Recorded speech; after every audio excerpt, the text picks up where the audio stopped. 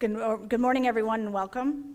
I'm Sergeant Jennifer Trimble of Corporate Communications here at Peel Regional Police. Before we begin, I'd like to take this time to ask everyone to double-check and turn off your cell phones and electronic devices, please.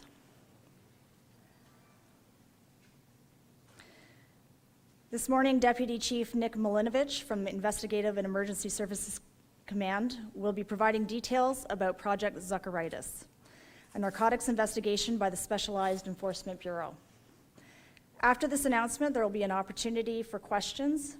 We ask that all questions be related specifically to this project. I ask that you please limit to one question with one follow-up so we can answer as many inquiries as possible. Please use the microphone to ensure you are clearly heard and understood. A media release will be issued shortly after the conclusion of this media update and will include links to all the information provided today. A full video of this conference will also be available on the Peel Regional Police YouTube channel. I would now like to call to the podium the Chair of the Police Services Board, Mr. Ron Chatta.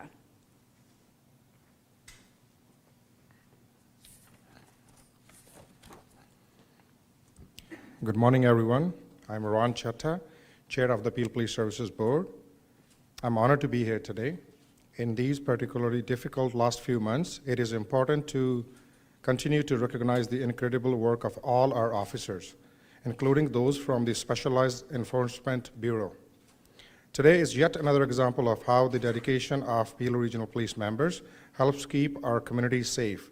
On behalf of everyone from the Peel Police Services Board, I thank you for your excellence and commitment. We remain committed to supporting the dismantling of organized crime in our region. At this point, I would like to invite Deputy Nick Milinovich to the podium.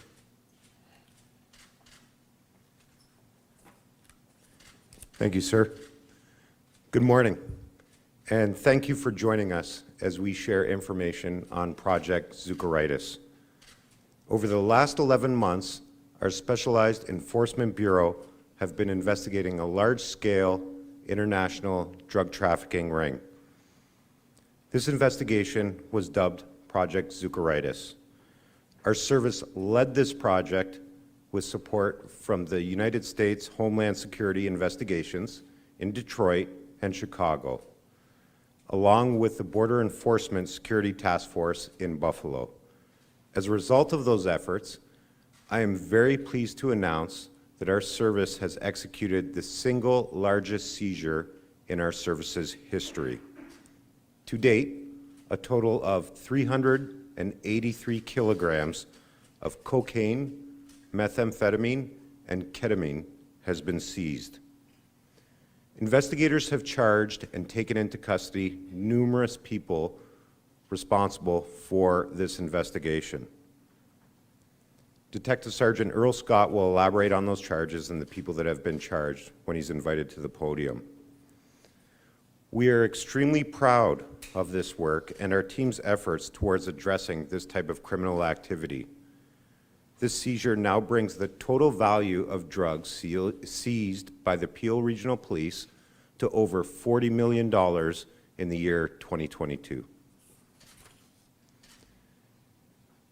What you see here before you serves as more evidence of our collective commitment towards erasing organized crime and the type of organized crime which targets our communities. It is a priority for our service, our community, and we will not tolerate criminals who profit by preying on people in our community and using those profits to finance other criminal activities.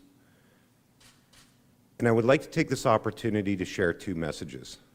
The first is for people who are struggling with addictions, who are directly or indirectly affected by addiction. We encourage you to look for help. And as a service, we will do everything we can to help you find that help.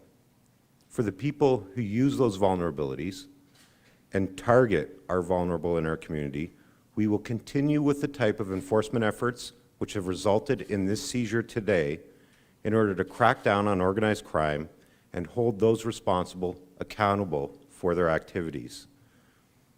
In addition, I would like to thank the Ontario government for the funding provided through the Criminal Intelligence Service of Ontario. I would also really like to congratulate the women and men of our Specialized Enforcement Bureau, whose commitment and work towards improving our community safety have resulted in the seizure that you see here before you today. At this point, I would like to invite Detective Sergeant Earl Scott to the podium, where he will take you through the details of the investigation and any specifics related to that investigation. Thank you.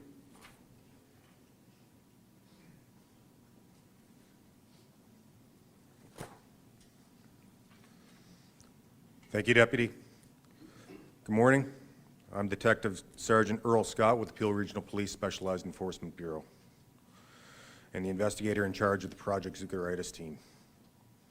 In November 2021, we commenced an 11-month-long investigation into a trafficking ring that extended across the Greater Toronto Area and into the United States. Through our investigation, our officers arrested and charged several members of a large drug trafficking ring. This group was known to be operating commercial businesses to transport illegal drugs into the GTA.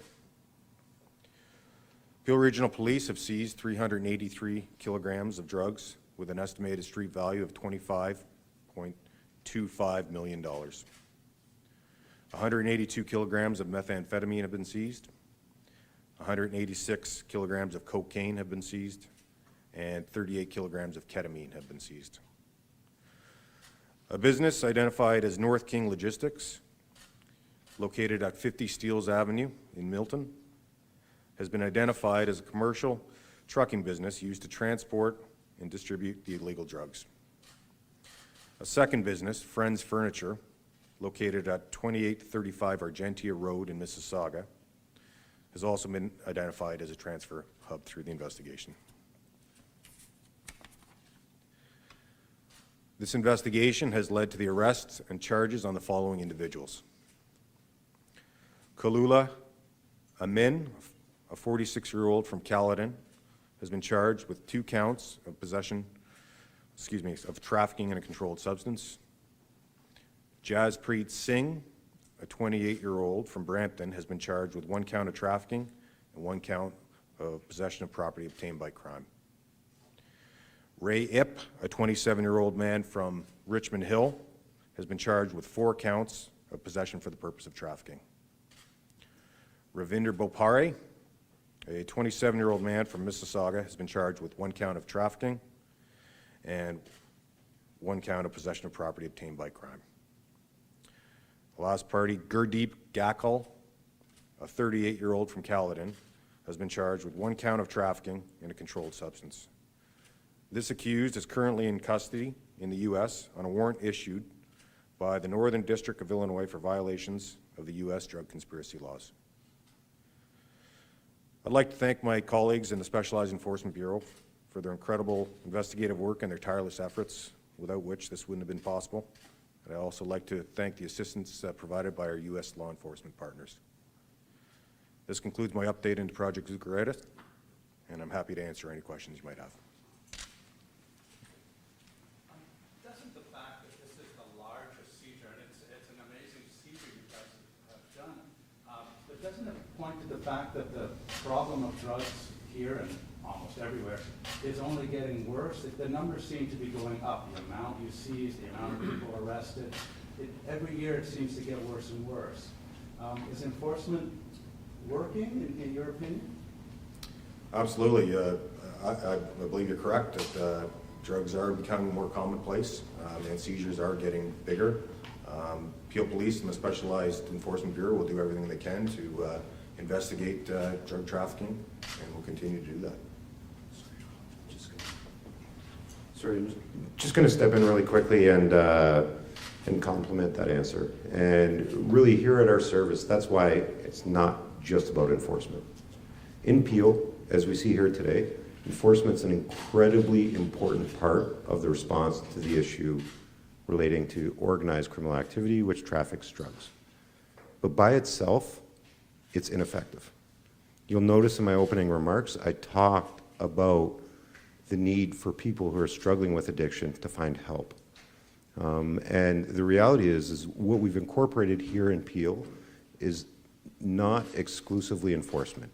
An important piece for police to be aware of, considerate of, and invest in, but that needs to be coupled with things like prevention, social development, supporting our community, and helping people that are struggling with the addictions, which would have ultimately received these drugs, to get help. I got a question. Thank you.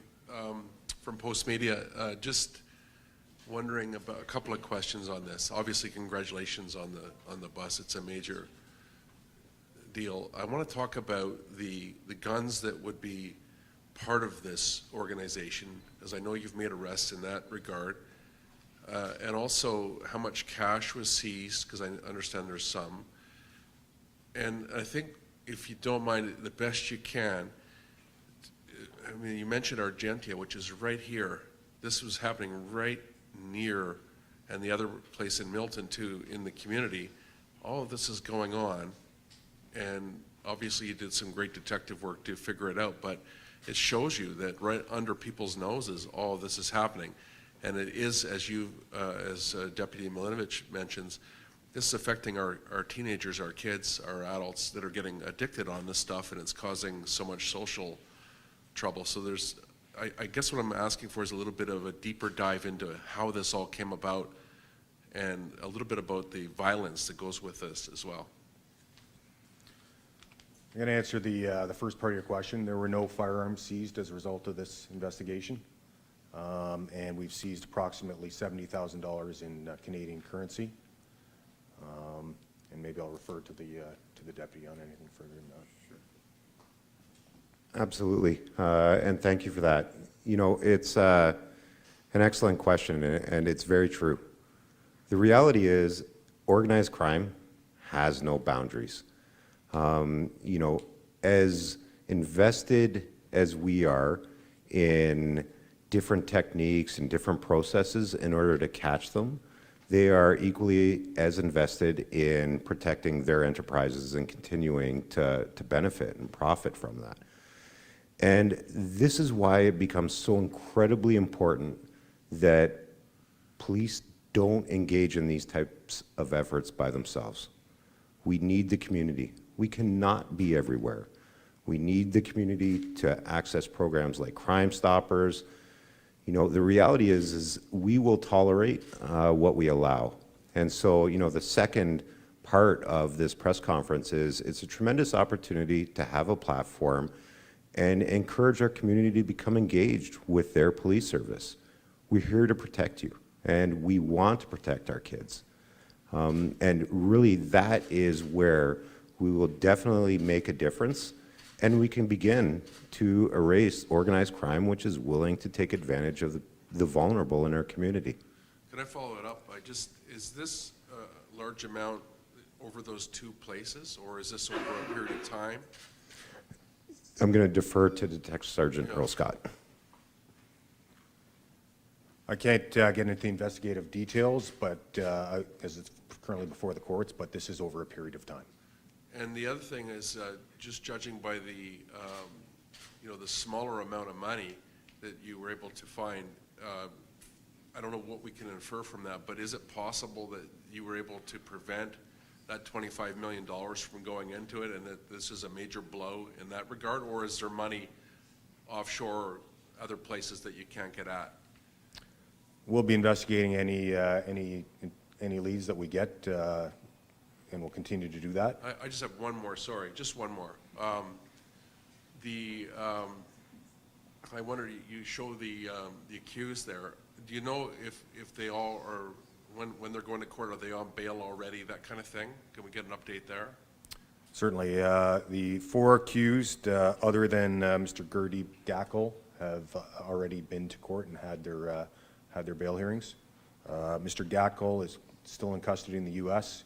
A warrant has been issued for his arrest from Peel Police, and we'll be liaising with our U.S. partners as far as the timeline as when he'll be returning to Canada. You mentioned 40 million so far this year. Are we already at a record of amount of drugs seized this this year so far compared to years past, given this one? Yes, I would say that's a record for the year, yes. Sorry, can I just interrupt for a moment? Would the media please use the microphones at either end, please? I see names and labels on the packages. Are you able to go into a bit more detail about what those mean? I can speak to the project name Zucaritas. In Spanish, if you Google search it, it means sugar or sugary cereal. And that label was on some of the drug packaging, and that's where we derived the name from. As far as the other labeling, drug traffickers will put different labels on just so they can organize their product and identify their product as well.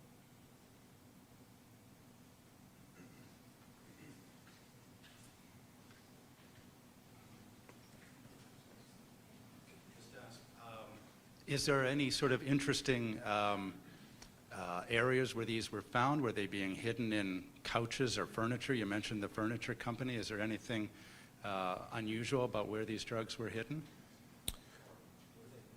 What I can say is that some of the drugs were concealed in the used in the rear of tractor trailers in commercial trucking, concealed within legitimate loads of goods.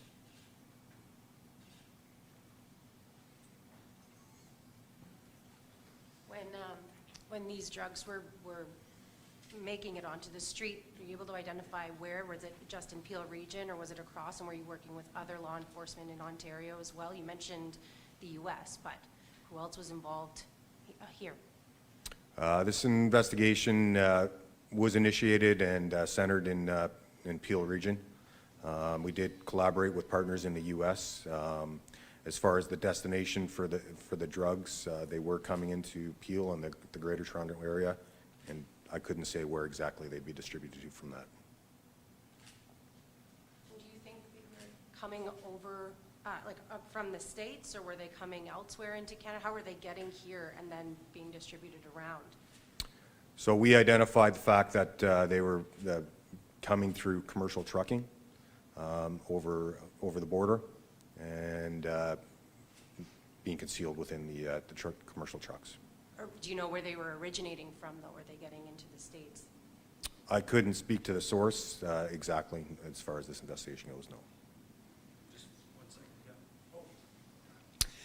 Hi, sir. I'm Jaswant Singh from Prime Asia. My question is, are we doing something to train the industry, like logistic industry, especially the drivers, as well, to how to educate them and how to get them aware so that they should not get involved into this kind of activities? At the same time, what we're doing to the business owners, right, to prevent this kind of crime? No, for Debbie. Again, another terrific question, and the answer quite simply is yes. You know, not only exclusive to drug trafficking, one of the things that our service has recognized is the way that we approach criminal activity is one part the community, of course, you know, the commitment from our members, but also a willingness of our corporate community to be engaged with us. So we regularly share prevention messages, look for opportunities to build relationships with them so that we can insulate them from also being targeted. So yes, we are doing everything we can to make sure that, you know, in this particular case, logistics companies are aware of the types of activities which they may face and pose risk to their business. And then the second part of your question, you know, the reality is, again, there are so many different approaches that people who are looking for opportunities to profit will take. And, you know, in this circumstance, we see one where people are importing drugs or bringing drugs across the border. But again, it becomes incredibly important for us to work with those communities. So we welcome any partnership with anybody in order to isolate them from those problems. Thank you, sir. Oh. To answer your question, sir, especially for the young drivers, it's also very important if they follow the ministry's guideline and make sure they check their loads are properly sealed. And obviously, this industry We get, especially the Peel region, the majority of the loads are going through Peel region, and that's why we will see there's a large transportation activity. But we will, as Deputy mentioned, whatever comes under our shoulders at the Peel Regional Police, we will be doing our best moving forward to educate each and everyone involved. Thank you. That concludes the media update for Project Zucaritas. I'd like to thank you all for coming today.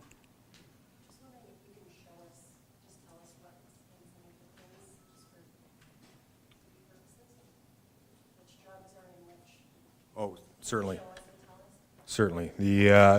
The bricks you see here and on this table are cocaine.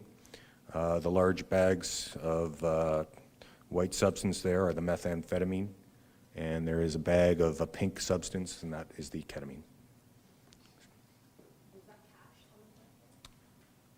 Yes, that's seized cash. I have a question, actually. I'm just wondering, you know that you said that you have street value of $25 million. The street value is in much of a flux as our economy is. How do you determine that right now?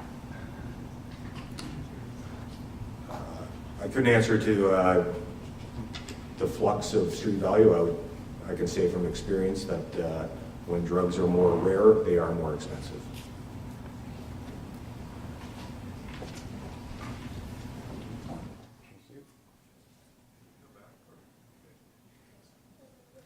Thank you very much.